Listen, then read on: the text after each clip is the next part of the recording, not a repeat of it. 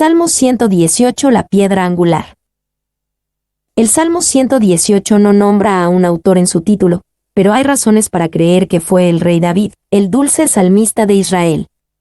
Esdras 3, 10-11 sugiere que el Salmo 118 se cantó en la fundación del segundo templo, y cuando lo cantaron, lo atribuyeron a David, según la ordenanza de David, rey de Israel, Esdras 3:10.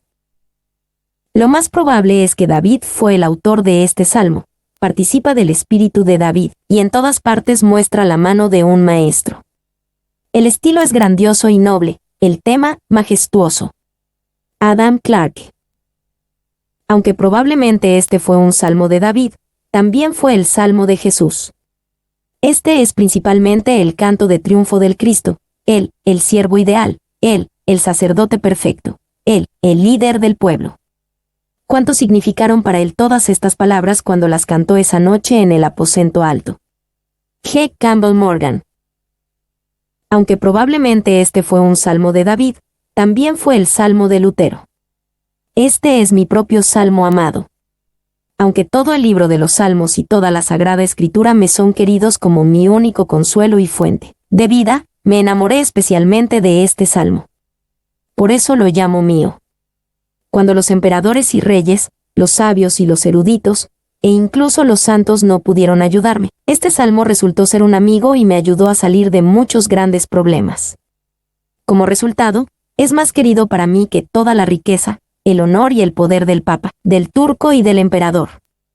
Sería muy reacio a cambiar este salmo por todo ello.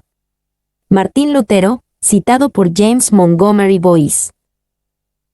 A alabanza a Dios por su gran misericordia y liberación.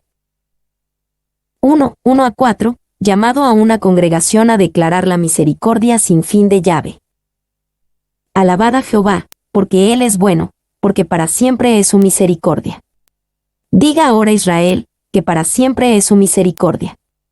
Diga ahora la casa de Aarón, que para siempre es su misericordia. Digan ahora los que temen a Jehová, que para siempre es su misericordia. Alabad a Jehová, porque Él es bueno. Muchos de los salmos invocan al pueblo de Dios para que le alaben. El Salmo 118 comienza con un llamado enfático, indicado por la palabra alabad. La bondad de Dios es tan grande y evidente que merece una alabanza enfática. Y, porque Él es bueno, esta es razón suficiente para darle gracias. La bondad es su esencia y naturaleza, por lo tanto, siempre debe ser alabado tanto si recibimos algo de Él como si no. Aquellos que solo alaban a Dios porque les hace bien deben elevarse a una nota más alta y agradecerle porque Él es bueno. Spurgeon. B. Porque para siempre es su misericordia. Este salmo comienza y termina con esta declaración.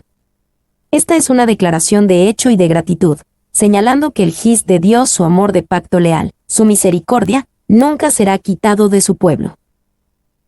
Y, porque para siempre es su misericordia. En los salmos, esta frase tiene casi una cualidad litúrgica.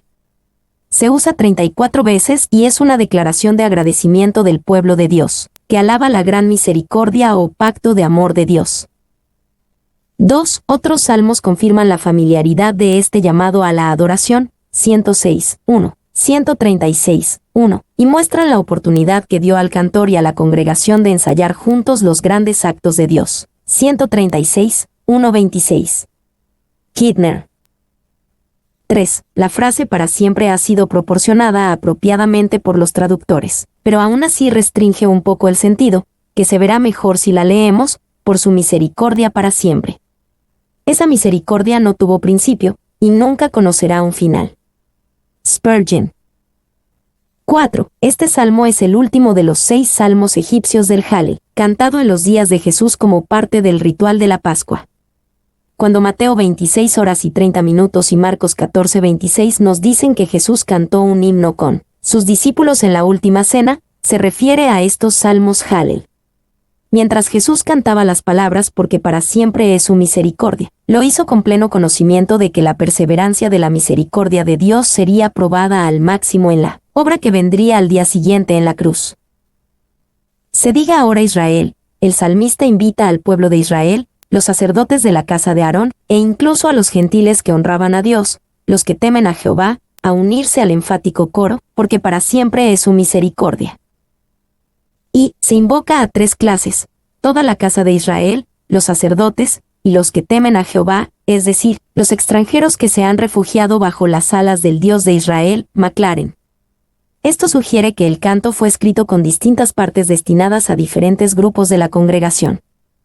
2. La casa de Aarón. Si este salmo se refiere a David, los sacerdotes tenían un motivo especial de agradecimiento por su llegada al trono, porque Saúl había hecho una gran matanza entre ellos y en varias ocasiones había interferido con su sagrado oficio. Spurgeon. 2. 5-9. Un testimonio de su misericordia eterna. Desde la angustia invoqué a JH, y me respondió JH, poniéndome en lugar espacioso. Jehová está conmigo, no temeré lo que me pueda hacer el hombre. Jehová está conmigo entre los que me ayudan, por tanto, yo veré mi deseo en los que me aborrecen. Mejor es confiar en Jehová que confiar en el hombre. Mejor es confiar en Jehová que confiar en príncipes. Desde la angustia invoqué a JH. La misericordia eterna de Dios se mostró cuando el Señor respondió al clamor de angustia del cantor. Dios respondió colocando al salmista en un lugar espacioso y seguro, donde pudiera permanecer confiado. Y invoqué a JH, debes aprender a clamar, y no a sentarte allí solo, y acostarte en el banco, colgar y menear la cabeza, y morderte y devorarte a ti mismo con tus pensamientos, sino ven, bribón indolente, de rodillas, con las manos y los ojos al cielo, toma un salmo o una oración, y expresa tu angustia con lágrimas delante de Dios. Lutero, citado en Spurgeon. 2. El verdadero valor de cada liberación debe estimarse por la naturaleza de la angustia que requirió. Horn. 3. Es maravilloso pensar en Jesús cantando con confianza estas palabras con sus discípulos en la noche de su traición y arresto, y antes de su sufrimiento y crucifixión. Como ningún otro, Jesús desde la angustia invocaría a JH y vería la fiel respuesta de Dios.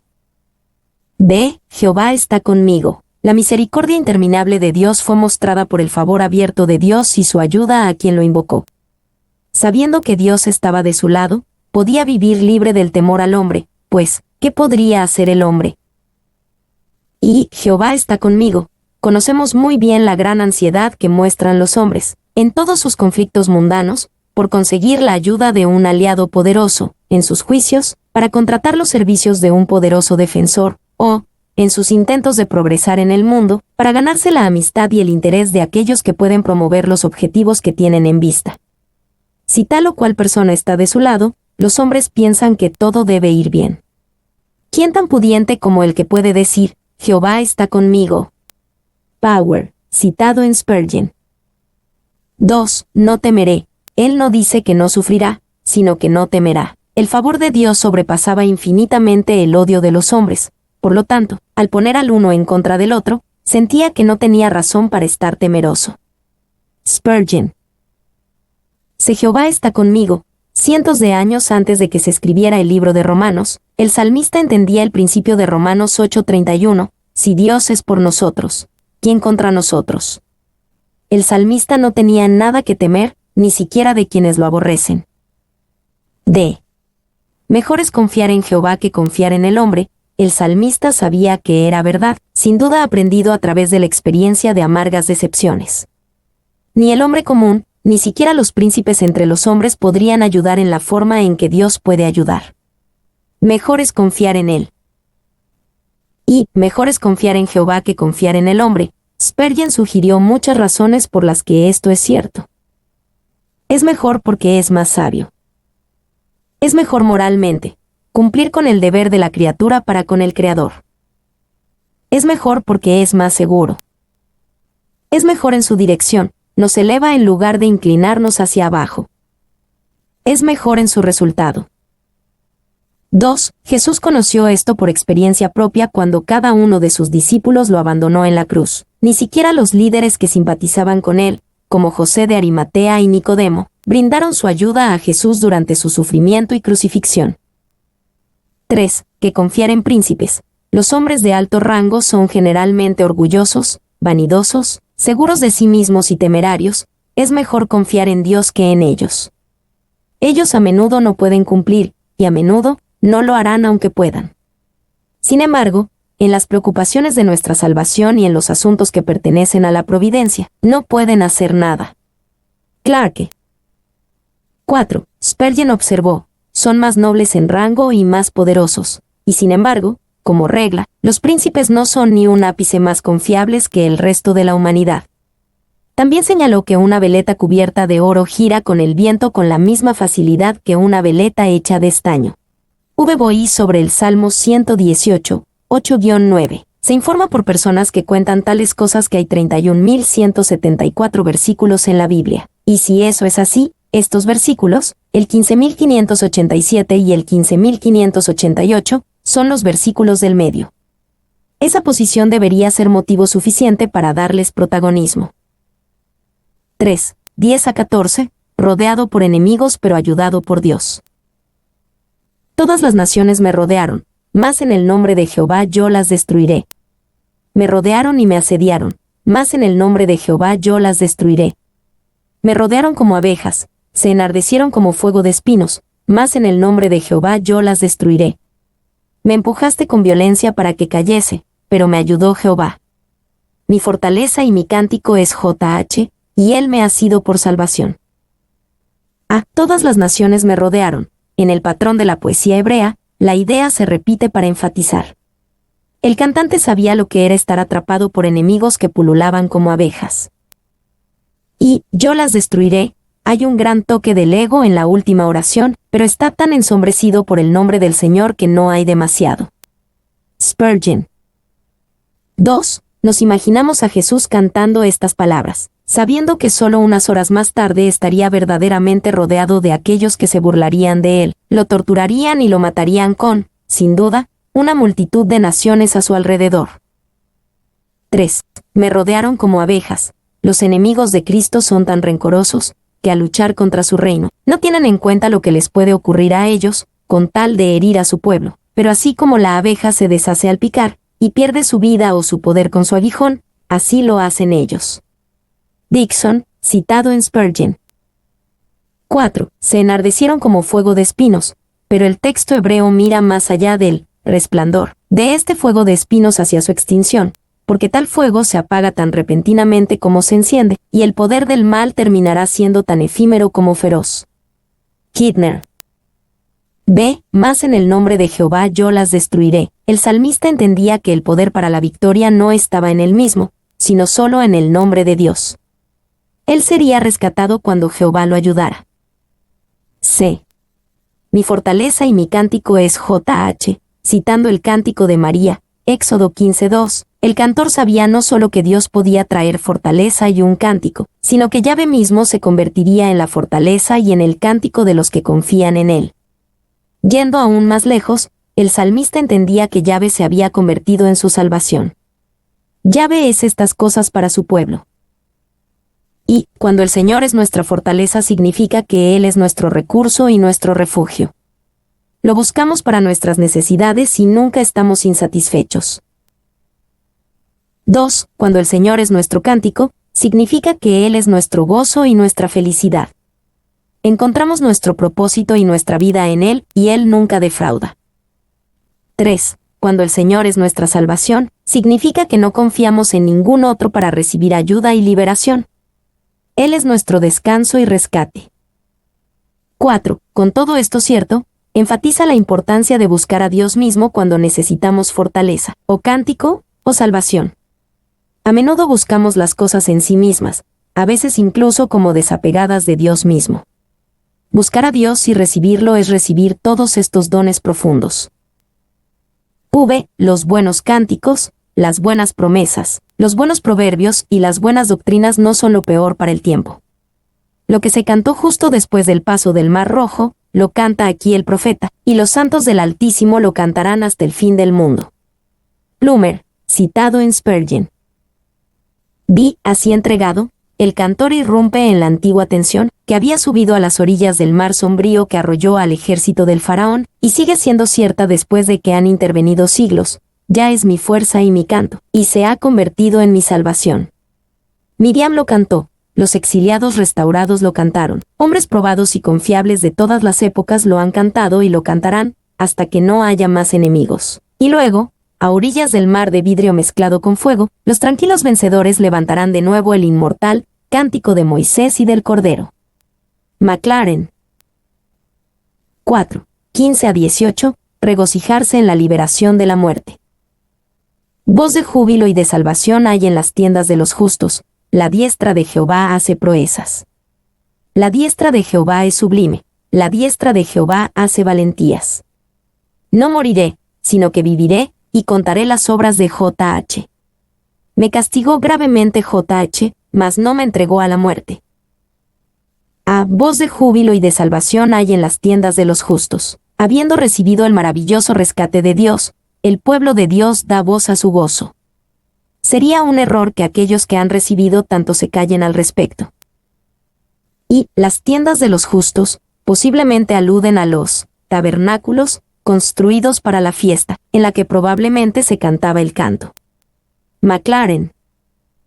2. Aparte de su uso durante el Seder de Pesaj, el Salmo 118 también se cantaba durante la fiesta de los tabernáculos, de acuerdo con el Talmud, b.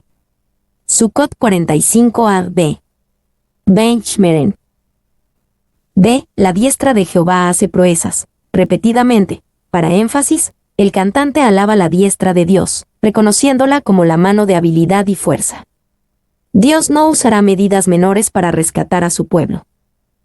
C. No moriré, sino que viviré. El salmista confiaba en que Dios lo guardaría de la muerte en la presente crisis. Mientras Jesús cantaba este cántico en la última cena con sus discípulos, pudo proclamar esto con confianza, que la muerte no lo detendría, sino que él viviría y contaría las obras de Yah. Y no moriré, sino que viviré. El versículo 17 fue precioso para John Wycliffe. John Wycliffe, el reformador protestante, se enfermó en un momento como resultado de su incesante labor por el Evangelio. Los frailes oyeron que su enemigo estaba muriendo y se apresuraron a su lecho. Sin duda, Wycliffe se sentiría abrumado por el remordimiento por sus herejías protestantes. Seguramente renunciaría a sus puntos de vista y pediría el perdón de Dios y la bendición de los frailes. A su alrededor se reunió una multitud de monjes que representaban a 4 órdenes principales de los frailes. Comenzaron por desearle salud, luego cambiaron rápidamente de tono y lo instaron a que hiciera una confesión completa, ya que pronto tendría que rendir cuentas de sí mismo a Dios. Wycliffe esperó pacientemente hasta que terminaron. Luego, pidiéndole a su sirviente que lo levantara un poco para que pudiera hablar mejor, Wycliffe fijó sus agudos ojos en ellos y dijo con voz autoritaria: No moriré, sino que viviré y contaré. Las malas acciones de los frailes. Bois. 2. No moriré, sino que viviré. El versículo 17 también fue preciado para Martín Lutero, quien enfrentó amenazas en su vida debido a sus esfuerzos de reforma. Según Matesius, Lutero tenía este versículo escrito en la pared de su estudio. Spurgeon. D. Me castigó gravemente JH. El cantor entendía que Dios tenía un propósito de entrenamiento y corrección al permitir la presente crisis, pero que Dios no permitiría que lo destruyera. Más bien, la crisis sería beneficiosa. Y estas palabras tuvieron un gran significado para Jesús antes de la cruz, donde él soportaría el sufrimiento intencional del Padre, pero no sería entregado a la muerte. D. El cántico del gran libertador. 1, 19-20, las puertas abiertas de la justicia. Abrime las puertas de la justicia, entraré por ellas, alabaré a JH. Esta es puerta de Jehová, por ella entrarán los justos. Abrime las puertas de la justicia. El salmista probablemente tenía en mente una entrada triunfal a la ciudad santa. Con esas puertas abiertas, él entraría por ellas lleno de alabanzas a JH. Y, en el canto que cantó Jesús, proclamó su entrada a la realidad suprema del cielo, de la cual Jerusalén era solo una representación. Después de su obra completa en la cruz, después de su liberación de la muerte en la resurrección, sería recibido en gloria en la ascensión. 2. En que Jesús es un precursor para su pueblo. Abrime las puertas de la justicia también puede ser dicho por su pueblo. Podemos extender nuestras ideas mucho más allá y considerar a toda la compañía de los redimidos, Como he aquí los ángeles listos para destrabar las puertas del cielo y abrir de par en par las puertas del santuario eterno, para que entren los verdaderos discípulos del Jesús resucitado y glorificado. Ábrete, que los creyentes exclamen con triunfo, a esos espíritus celestiales que se deleitan en ministrar a los herederos de la salvación. Orn. 3. Hay multitudes a quienes no les importa si las puertas de la casa de Dios están abiertas o no, y aunque saben que están abiertas de par en par, nunca les importa entrar, ni la idea de alabar a Dios se les cruza por la mente. Llegará el tiempo para ellos cuando encontrarán las puertas del cielo cerradas, porque esas puertas son peculiarmente las puertas de la justicia por las cuales de ninguna manera entrará nada que contamine. Spurgeon. B. Esta es puerta de Jehová. Ahora nos imaginamos al cantor pasando por la puerta abierta, declarando las grandes obras de Dios para los justos. 2. 21 a 24, la piedra angular. Te alabaré porque me has oído, y me fuiste por salvación. La piedra que desecharon los edificadores ha venido a ser cabeza del ángulo. De parte de Jehová es esto, y es cosa maravillosa a nuestros ojos. Este es el día que hizo Jehová, nos gozaremos y alegraremos en él. Te alabaré, habiendo pasado a la ciudad santa. El cantor alaba abiertamente a Dios por la respuesta y la salvación mencionadas anteriormente en este salmo. B. La piedra que desecharon los edificadores ha venido a ser cabeza del ángulo. No sabemos qué experiencia personal pudo haber tenido el salmista, que lo haya llevado a estas palabras. Quizás fue una declaración puramente profética, porque ciertamente se cumplió en la obra de Jesús. Y estos maestros edificadores rechazaron a David como un hombre oscuro, traicionero y rebelde, apto no solo para ser abandonado y desechado, sino también para ser aplastado.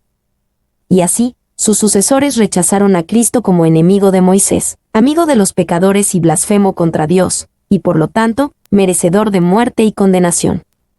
Paul. 2. Esta es una declaración fuerte e importante en la comprensión del Nuevo Testamento de la persona y obra de Jesús. Jesús citó esto de sí mismo en Mateo 21:42, Marcos 12:10-11 y Lucas 20:17. Pedro lo citó en referencia a Jesús en Hechos 4:11. Pablo aludió a este versículo en Efesios 2:20, y Pedro también se refirió a él en 1 Pedro 2:7-8. Ningún texto del Antiguo Testamento se cita más en el Nuevo Testamento.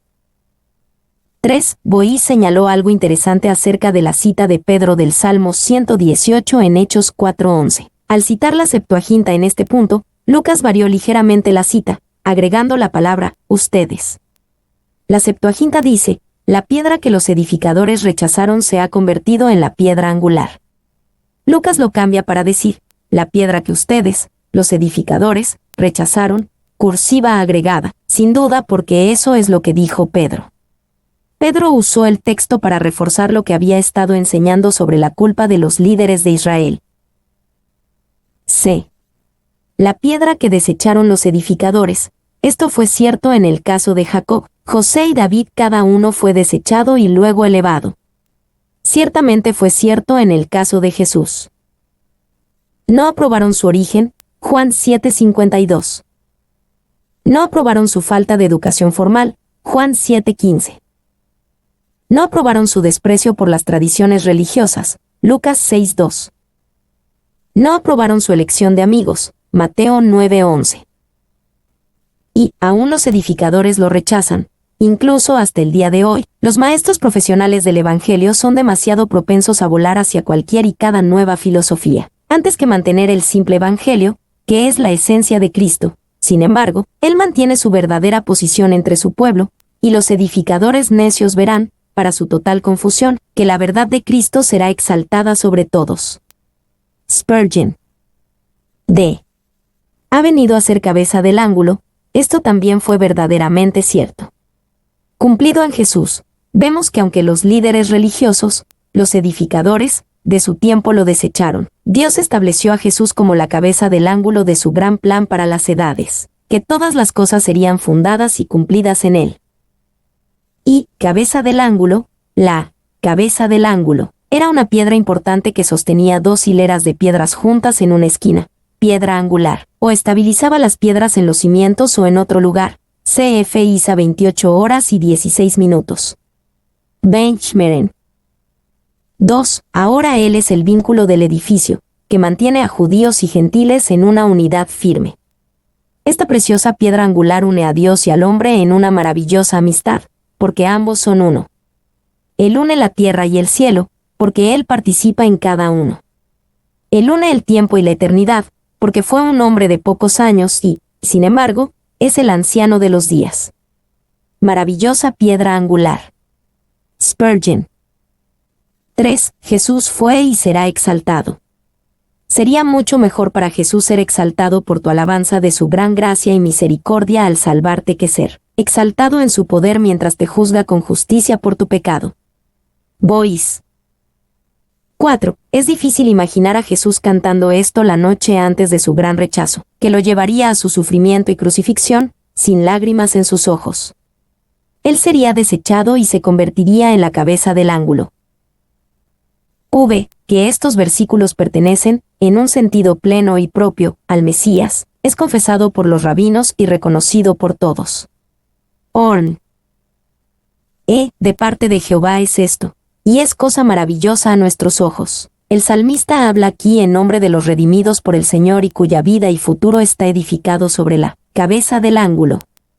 Ellos se regocijan en la maravillosa obra de Dios, a pesar del rechazo de los edificadores. Y, de parte de Jehová es esto, la exaltación de Jesús, desde la cruz hasta la resurrección a la diestra de Dios en las alturas, es obra de Dios solamente. ¿Quién volvió a levantar a Jesús, exaltándolo sobre todo? No los líderes religiosos, ellos lo desecharon. No los líderes romanos, ellos lo crucificaron. No las multitudes judías, ellos eligieron a otro. No los discípulos, ellos se encogieron de miedo. No sus seguidores influyentes, ellos lo enterraron. No las mujeres devotas, ellas fueron asoladas por el dolor. Solo Dios el Padre mismo pudo levantar a Jesús. 2. Que puede ser más verdaderamente maravilloso que una persona, ejecutada como malhechor y enterrada en la tumba. De allí se levante inmortal y se convierta en la cabeza de una sociedad inmortal, ascienda al cielo, sea investida de poder y coronada de gloria, y prepara un camino para que los hijos de Adán lo sigan a esas mansiones de eterna bienaventuranza. Horn. 3. ¿Qué asombro se apoderará de aquellos que rechazaron sus justas demandas? Entonces sabrán que esto es obra del Señor, aunque será terrible a sus ojos. Todos los seres inteligentes, incluso hasta el diablo más negro del infierno, en la segunda venida de nuestro Señor estarán obligados a confesar que la piedra que rechazaron los edificadores se ha convertido en la cabeza del ángulo. Spurgeon. Este es el día que hizo Jehová, nos gozaremos y alegraremos en él. Cuando Jesús citó el versículo 22, en Mateo 21:42, Marcos 12:10-11 y Lucas 20:17, lo hizo en respuesta a las alabanzas y hosanas que se le dieron en lo que se llama comúnmente la entrada triunfal. Dado que este salmo está proféticamente conectado con ese evento, el día mencionado aquí puede entenderse proféticamente como el día en que Jesús entró formalmente en Jerusalén como Mesías y Rey. Y es cierto en un sentido general que el Señor hace cada día, y hay razón para regocijarse y alegrarse en cada día. Sin embargo, específicamente, el día que el Señor hizo para gozarse y alegrarse fue el día en que Jesús entró en Jerusalén con hosanas dándole la bienvenida como el Salvador de Israel. Si en ese día las voces humanas no se regocijaban ni se alegraban, Jesús dijo que las mismas piedras clamarían sus alabanzas y hosanas, Lucas 19:40. 2. También hay razones para creer, basado en la cronología de Sir Robert Anderson, que el día particular de la entrada triunfal fue profetizado en la profecía de Daniel de las 70 semanas. Daniel 9:24-26. La cronología de Anderson es controvertida y algunos la rechazan, pero como señaló John Walburn, nadie hoy en día es capaz de declarar dogmáticamente que los cálculos de Sir Robert Anderson son imposibles. 3. 25-29. El sacrificio atado al altar. Oh Jehová, sálvanos ahora, te ruego, oh Jehová, que nos hagas prosperar ahora. Bendito el que viene en el nombre de Jehová, desde la casa de Jehová os bendecimos. Jehová es Dios, y nos ha dado luz, Atad víctimas con cuerdas a los cuernos del altar. Mi Dios eres tú, y te alabaré, Dios mío, te exaltaré. Alabad a Jehová, porque Él es bueno, porque para siempre es su misericordia. Oh Jehová, sálvanos ahora, te ruego. El contexto de las puertas abiertas, versículo 19, y la llegada a la ciudad, así como la disposición de este salmo, dan el sentido de que estas son palabras de diferentes oradores o partes de un coro. Y sálvanos. Para los hebreos, la salvación es una palabra amplia, que comprende todos los favores de Dios que pueden llevar a la preservación. Hall, citado en Spurgeon. B. Bendito el que viene en el nombre de Jehová. El punto principal de esta ceremonia de cántico es recibir al libertador de Dios a través de las puertas abiertas de la ciudad santa.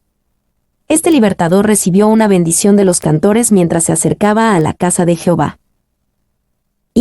Y Mateo 21:9, junto con Marcos 11:9 y Juan 12:13, cita esta frase como la dijeron aquellos que dieron la bienvenida a Jesús en su entrada triunfal en Jerusalén, cuando se presentó formalmente a Israel como su Mesías y Rey.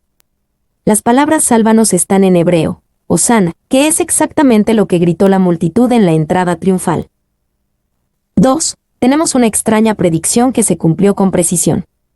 Este libertador sería recibido con puertas abiertas, versículo 19, hosanas, versículo 25, y bendiciones, versículo 26.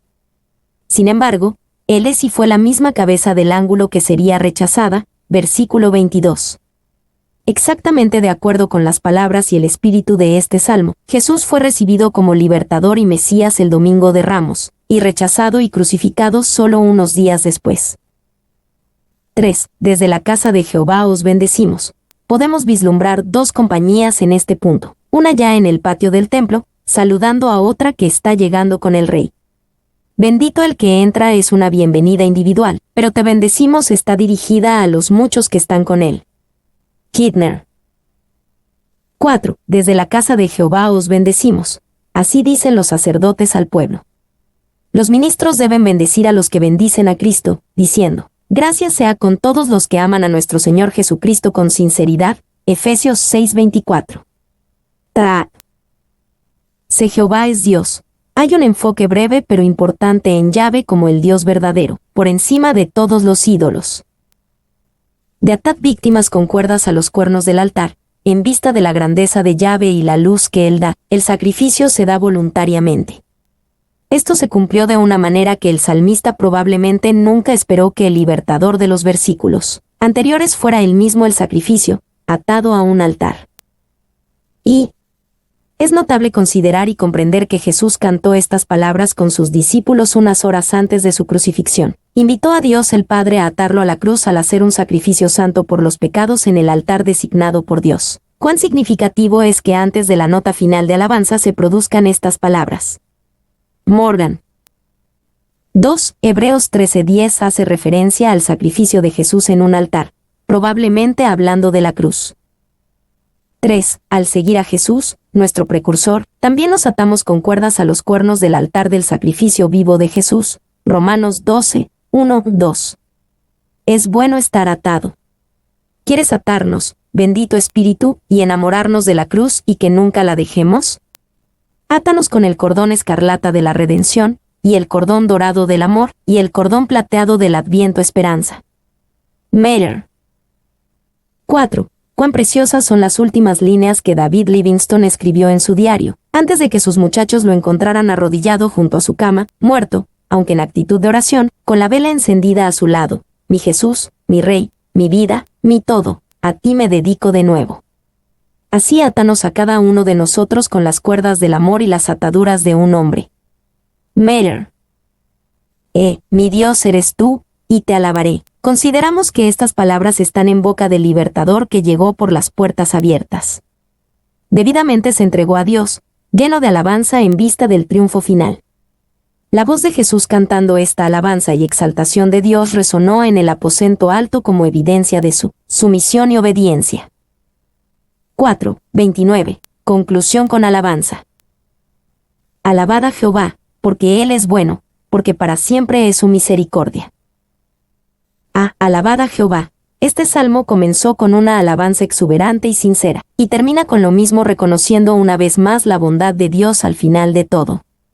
Si comenzamos con elogios, estamos en una posición mucho mejor para terminar con elogios, a pesar de todo lo que atravesamos. B. Porque para siempre es su misericordia. Jesús mismo creyó y recibió esta misericordia sin fin y la proclamó en un canto con sus discípulos en el aposento alto. La misma misericordia, ese amor leal, amor de pacto y piedad que nunca terminaron para él, también se les da a su pueblo. ¿Y qué mejor cierre podría haber para este canto real? El salmista se habría elevado a algo más alto, para terminar con el clímax, pero no quedaba nada más elevado. Había alcanzado la cúspide de su argumento más grandioso, y allí se detuvo. Spurgeon,